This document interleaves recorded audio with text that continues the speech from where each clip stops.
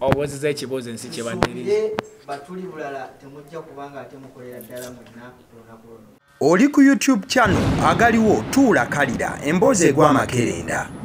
Ndi sure watandika okundaba nga ndi online nga sinakola na batuli bulala, right? Si kyekyo? Kakati batuli bulala bajoyininga nali nabo nga tukola naye lwaki tebaliiko ku sheno? Ensonga lwaki tebaliiko ku sheno nti nganze MC Stubborn mbaddengawo before evening nga temunakunda nga njoyininga batuli bulala. Si bwe kiri, siri worth okutegeka show. Aha, kakati wemba nga ndi worth okutegeka show. Lwaki batuli bulala mbamba teekako? Wemba nga mbataddeko kuno kitegeeza bagenda gamba batuli bulala bategeseko wasivira, si bwe kiri. Ate nga show eri the best of MC Stubborn. Si bwe kiri taata. So kati we baberanga show eri the best of MC Stubborn nenteeka kaabalala kitegeeza kati zemba nkiikiridde ba TikTok okutegeka show. One man is what? So ekyo we kiri ensonga ki sabataddeko saagala abantu bagambe nti batuli bulala bategese. Era that's why kuno labako TikTok omu Ivo official. Ate nga naye si content creator kale ngambe nti si comedian dancer. Kuno tolako comedian n'omu kubanga nze nkola ki nemala. That's why olabako bayimbi anti kati ebiseera ebisinga kati jukira erinnya tuli bulala kiyinza okubanga kinene okusinga ku linnya lyange nga MC Stubborn. Wembateekako kansoke malayo bwembateekako abantu babajja kulabanga abatuli bulala bakoze ki abategese yeyo question kyekyo iyo answer gye nsobola okuddamu. Oba temuyina okwata mulimu kina abatuli bulala kuba ebiseera ebisinga tubadde nga tubala mu show abindekere bino tugambe nti mwafunamuko obutakkaanya kyova wabaawukanako. Kati kiri bwe kiti nze ngenzo kyenkugamba nti nagenda okubeera mu batuli bulala ng'olwedde omumanyi si bwe kiri. Kakati wembanga sikoze n'abatuli bulala kyogamba ebyange tobiraba. Sirina komedi gwe nkola nga ndi omu taliwo. Wali kati komedi wabanga wali toli muntu Stubborn osegede bulungi. Waliwo komedi gwenzanyanga nzanyanga abantu bangi. Osegede nenzanyanga omukazi nenzanyanga omwezi nenzanyanga omusajja okimanyi mbuna abantu abamanyiridde nnyo. Osegera bulungi. Enkolagana yange nabo tunyumya ku masimu. Tunyumya ku masimu. Tunyumya. Kiki kyoyagala okumanya? Kati omuntu gwonyuma naye ku simu oba okwatagana naye oba nedda? Agenda maaso gwebuuza. Gwebuuza. Tunyumya naye ensonga lwaki question eriwo nti lwaki tebaliiko ku poster ku show gye nategese. Naye nkuddamu ne nkugamba nti ensonga lwaki tebaliiwo saagala nsi erabe nti abatuli bulala nti oba abantu bazze ku lwani bakuwerekeddeko era babeera eri bwe bati poster nga wataddeko liri pazo n'omufunza n'omugazi wa ku poster. Anti kati nange engaziwa lwansonga nange mmanyi amaanyi gange. Si bwe kiri? Bafulangiddeko mu mbeera ng'eyo. Tebannangiddeko gw'ogirabayo vidiyo. Anze nsoka enamba zaabwe n'obabuuza n'obakwenoga lwaki Stubborn tebamulangiddeko. Tokaka muntu kukola kintu kya bwereere. Tokakanga muntu kukola kintu kya bwereere. Tokakanga muntu kukola kintu kye goba tokiraba nti nina show. Oba okiraba nti nina show. Niki buzibu ki obuli wakati wa TikTokers?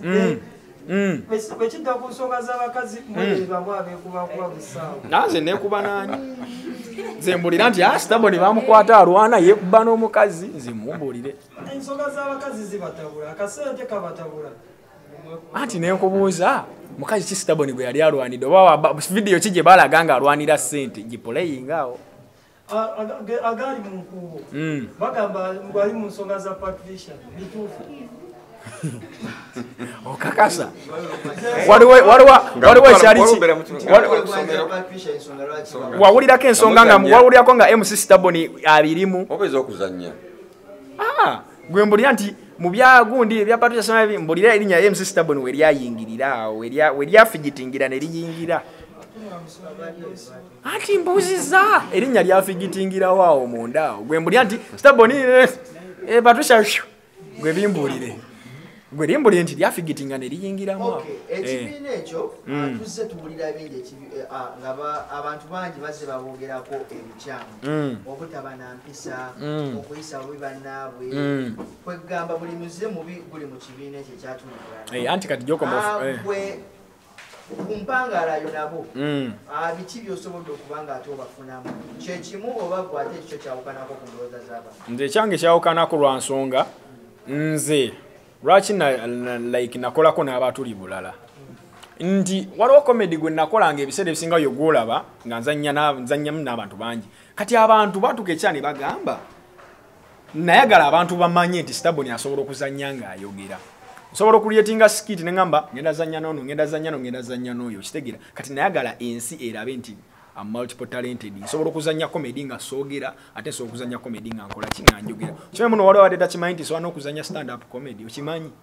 ate nga musobolera ddala oba okitegedde oba nkuze bulungi obuuzizza ki oba obuuzizza ne ngamba bw'obasanga otya mu mbeera zaabwe ez'okweyisa ng'okyakolaganira ddala wamu nabo embeera zaabwe ez'okweyisa n'abasanga beyisanga abantu bali beyisanga abantu naye kati ensi naawe ogimanyi ensi mbeeramu abantu ababi n'abaki n'abalungi kitegeeza oyagala mbasangeyo nga bonna beyisa bulungi Bufunze naye wakola family eyiyo eriwa bagita batya family MC Stubborn wali ogiwuliddeko bantu bange abandaba n'abampuliriza amanya n'eddoboozi MC Stubborn kaliddalu smallest comedian Sebotono stand up comedian actor influencer brand influencer menye kindeke ki temwina kye mutamanyi banaye abantu bange mbakoowola mwenna sijjagamba nti 17 kuba nayogera 17 bannayuganda obamanyi mwezi gujja ogwo nga babivuddeko dda so it's this Friday olwokutaano luno mbakoowola mwenna Kowasi Sivira ekawempe lugoba abantu be Makindi abantu be Salama abantu be Ntebe mwenna mbakoowola kuba tikiti zo adde nga bazigula nga bava mu areas ez'enjawulo ab'ekawempe kawempe yonna kati erina tikiti kyemmanyi kawempe yo bannaye muswaza abantu b'ekawempe ate mmwe mukeere kubanga kati ab'ekawempe jjukira kati yajjaga yalanja kuyingira emiryango tugigula saawa 12 saawa 12 ng'emiryango gimigule shetandike bayisaaweemu Stubborn ninya ku stage saawa 4 kati onaagamba nti ojje saawa 4 Stubborn gwe ninya ku stage ndi sure tolina wajja kuyita tolina wajja kuyita so wekeera jjukira omuntu w'okukitundu yaga yalangenda kuyingira essaawa yonna kati gwave wala kiba beta n'okeera n'ofuna entebe yo nga bukyali gwe ne weetuulira because wojja leeti atolina wojja tuula siwe kiri BTF tolina wojja tuula so kati gwekeera obukinga ekifo kyo onyumirwe show yo sho twagitadde ku 15 VIP emitwalo 2 table mitwalo 2 so kati bona abatokedde jukira zino sente ntono kati zino sente wezibeere ntono buli omu asobola okola ki okuzaafodinga so mbadde nsaba mukeere mutuule onyumirwe show onyumirwe ogaye nti 5 zange ziweddeyo oba ekyebiri kati tosobola teekamu mitwalo 2 bw'oteekayo emitwalo 2 n'otuuka kale katugambe ku saawa 4 nze kwenennyira stage ne malirizo performinga ogenda kuba onyumiddwaki sente zo zijjaba teziweddeeyo so sente zo ziba teziweddeeyo nze muba oyagala sente zo ziggweyo mangwekeere onyumirwe aliya the better okeere obeeremu owulire nga butuufu ettefite lyange oba emitwalo 2 giweddeyo tuseeseteesa abaana abagenda okubaaniriza nasola VIP yange agenda kugamba tuula wano nga teri akkoonako nga teri so newe ba ordinary era mwenna mugenda beera bulungi twasetinze bulungi VIP wetuula ordinary webeera then n'aba tables banaye tables ziweddewo tembukinga tables so mbakoola mwenna olunaku olwokutana alabye vidiyo eno olunaku lwaleero lwakusatu okuwosa enkya mbakoola agirabye olwokuna enkya nkukoola agirabye olwokutaano kukoola owa Saturday ddayo Masaka olime bulimi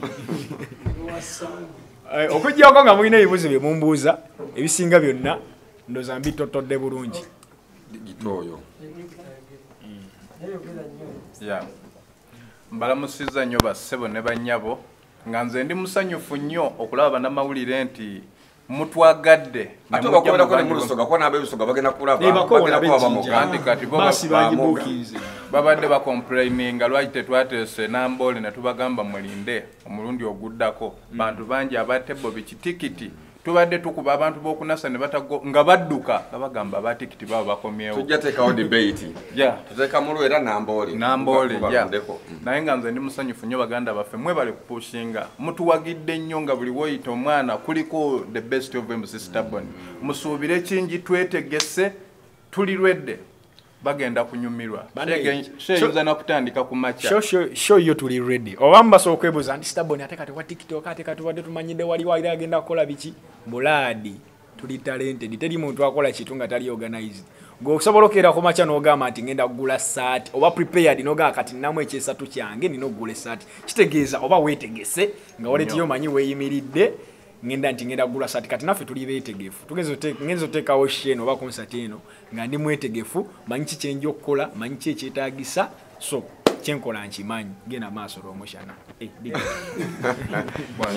genda maaso ate nasanyukira nnyo akusanga mukubo n'agamba nti bane yakana kasirwako kituufu abaakumanyi ekituufu oba tasobola kuwangala mu kutegeera dakika 2 era nga bwowulira nti Stubborn kigenda kuvayo bannaaye kaliddaalo mugenda kukirabako naye ekyobusiru kati tokinyiigira muku nga gwakubeerako ennyo abantu bangi nnyo bavuddeyo ne bakolerako abamu bawemulirako abantu kakati kiri bwe kiti ebiseera ebisinga Katonda wabanga akuwadde chance ogikozesanga kati Katonda wabanga akuwadde chance n'oweza follow ku online gikolemu ekyamagezi baaka engeri gyogifunamu kakati nze mbadde nga ngifunamu nfuna obulango nfuna biki naye ntuse ekiseera ne ŋŋamba nti ddala wemba real artist nga ndi artist nazaalibwa kubeera artist oba entertainer ddala tekinneetaagisa okubeerako ku stage tekinneetaagisa ogibeerako so kati abo Katonda yabawa chance oba Katonda yakuwa chance n'ovumirako abantu ng'ofuna it is okay naye Katonda yabakuwa chance n'obeera famous online n'obanga ovumirako bantu nga tosobola kifunamu then kati awo wakuba bbali so kati nze chance nina okugikozesa chance mu kugikozesa wembeera wamaanyi ku online ne ground kangikozese sobola okubanga time yange wenatukira okugwa kuba sijja kubeerako paka ekyo kyowaddiiro waliwo abalala abajja okujja mukirize mugaane so kati nange time yange eggweko bagambe Stubborn time yakola ki yagikozesa oba ekibuuzo nkizeemu bulungi n'obugumiikirizo ojja kifunamu bibiri kibyosanze mu TikTok ebibi ensanze mu TikTok akabuuzo ako kalungi ekisookera ddala bwe kiti data yantwala speed nakati data mmenya ssebo egoloza data wa Uganda ali so expensive oba nkyogere bwe ntyo data wa Uganda ali too expensive whereby nti oteekako fite ne limalako eddakiika 2 kati whereby GB 2 ndo za 15,000 kati GB 2 tezisobola kumala naye ndi sure GB ezo teziwera so problem esokera ddala data ali too expensive so because n'obanga olina ssente naye nawe oba okiraba nti data wa bbeeyi si bwe kiri ekizibu ekirala kyensanzeeko kati naddala TikTok eyo basically TikTok eyo erimitinga whereby nti osobola okuba nga olina content gw'ozannya nga mwetaaga katugeze skit nga mwetaaga okubaamu akambe naye nga sinti ogenda fomita muntu naye logarithm era erina engeri gye oba logarithm tugendera awo lwomushana kati eyo kati bagikolanga kasitotekamu oba ene weapon video eyo bakola ki oba okulaga omusaayi oba omuliro video eyo bagikwata kati video eyo bagikwata of course jukire baba ogitaddemu obudde oba ki video eyo bagikwata kinyiiza nnyo ate disorganizing obwongo bwange najukire oba ogitaddemu time oba ogitaddemu ki babako ebintu ebimbika newe bupanchi ng'olese buti ng'olaga nti ogenda okuba omuntu basobola okugikwata tofunayo bantu bajjayo akawo ne bamusako akawunti zaabwe gye bali naye nze mba nasooseeyo dda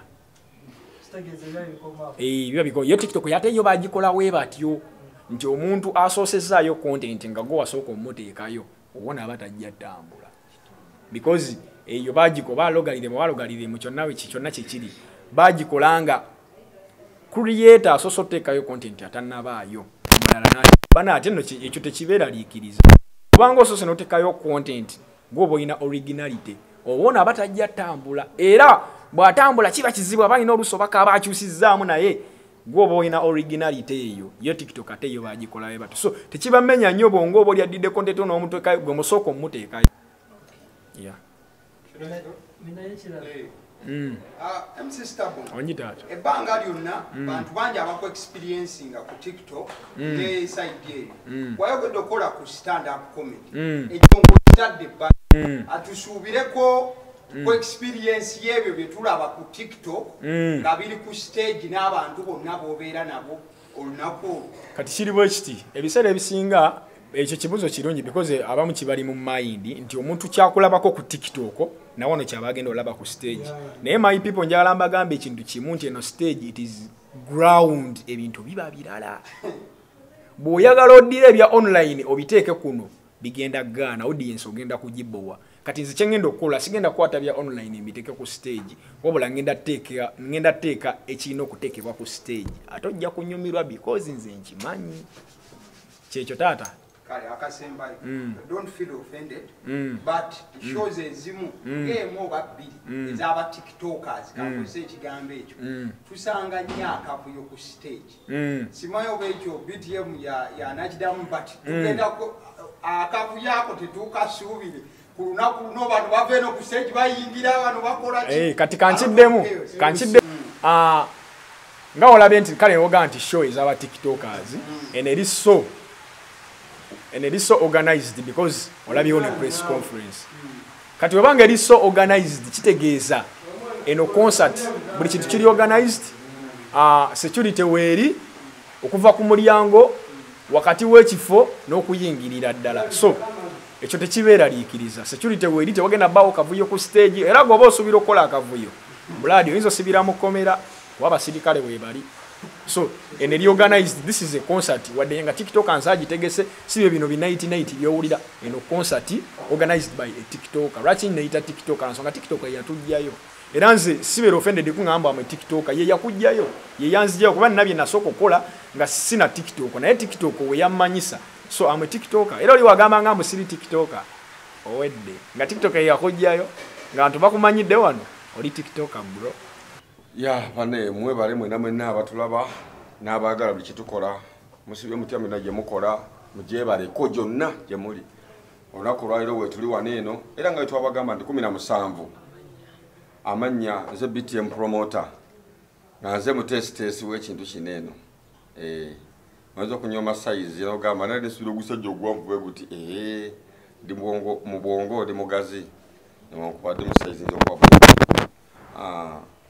tukimanyi bulungi 17 kigenda okubeerawo ye mwana mulenzi ono MC Stubborn Kalidaru nga concert yesoose n'olwekyo saamwe n'abanamawulire abali wano eno nga muzze mbulyo tuwagira ne kushare nsubira okuddamu okubalabako era nja kuba musanyufu nnyo okubalabako n'abantu mwenna abali eyo tubagamba olunaku luweddeyo Lwakutaano this Friday Kalidaru ogolaba ku TikTok n'akosesa n'ofa mujje n'obutambaala bambi mbagedde mujje n'obutambala sagala mtu agenda kuseka akabe okwate ate ekitambala ky'emmeza kyogenda okuseemuuza kuba zonseko alinga twakikoze mix era ogenda kuba oseka oba okyaseka bwoti ng'ate lipazo wekujja kuba oba oli onati Nathan inakuba oba oli awasidiki vocals ku 10 nomeka 10 zeezi 5 twagabudde bugabuzi emitwalo 2 VIP table kiteka ku mitwalo aga aba tables banaye abagamba bookinga olwokuna simanya lwakusatu mbasasi desimanyi wakubatuuza simanyiwo mpozi nga banamuli mina kyemumbuuza sina nnyo bingi byakwogera kuba nesunga bwesunzisho mpozi nga mulina kyemumbuuza kyonna nyanukule oba kyoli naye nga bambi ate balirawe ngenda okwebaza nnyo basaponsa baffe mwebale nnyo mwebalire ddala ate nga twongera okuwaniriza okubantu balabako ku lunaku lwa show asookera ddala Amaru Junior School somero liri Nsaggu Nankonge y'omu ku sponsor yasookera ddala okuga nti Stubborn sina bulungi kasate naye sobola gaana kuwagira addako Mugi Studios ekawempe bambi tukwebaliza ddala Zula Chicken Lusania Wandegeya webale nnyo mukwano webalire ddala ajja sponsoringa sheno Sozo Properties webale nnyo taata webalire ddala Kireka Kamuli Road webale ku supportinga sheno omukulu Kim Perfumes ye main sponsor wa show tata tukwebaza nnyo tweyanzeege webalire ddala be ba sponsor abo abatutaddemu ku nsimbi twagala tubuulire lwaki wandibadde otegeka concert eno era lwaki kati ensonga lwaki ntaddeyo concert eno omanyi gye buva ne gye buliraga ne olibeera ku online ebbanga n'ebbanga omuntu atuuka ekiseera n'abeera ne demand eyo nga ayagala akulabeko kakitegeeza bw'ayagala akulabeko obeera katugeze ki obeera product obeera nga product etanayingira katali naye nga product bagyogeddeko ekola bweti ne bweti kati otuuka ekiseera n'oyagala product eyo ogirabeko so kijja kwetaagisa okwate mu nsawo yo product eyo okole ki ogigule so nange mbaddeko nga online ebbanga since 2021 this is 2024 kati abantu nange babadde nga badimandinga nti Staboni mutufu twagala otegekeyo ku show kubanga nze demands zibadde ngawo nga abantu bansaba show abantu nga bansaba show nene ngamba time ejja kutuuka time ejja kola buli kintu kiba ne time yakyo so kati mu industry eno tulina ekintu kimu nti kiriza gano olina okujjako ku ground ne olibere online ebbanga n'ebbango ojja kwagala ojjeko ku ground kati nze ne ngamba nkifunyeemu ntya so kati nange ninga product gye batunda nti abantu okwagala okundimandingako okujja kabansasulire bakole ki bandabe so nakitereddewo ku lw'ensaba y'abantu kuba baddengawo badde Staboni fene woteeka ku 5 kujja 5 tujja kujja naye nenjiteekawo saanyigiriza nnyo nsawo y'abantu saanyigiriza muntu wa wansi buli muntu agenda kuyingira oba oli wa waggulu oba oli wa wansi mwena mugenda kuyingira that's why you show ya layisi eri ku 5,000 mbasaba mwena muyingire VIP eri ku 2,000 then table 2,000 so nsenge yantekesezaawo show nti ebadde nga demand y'abantu oba ekibuuzo nkize bulungi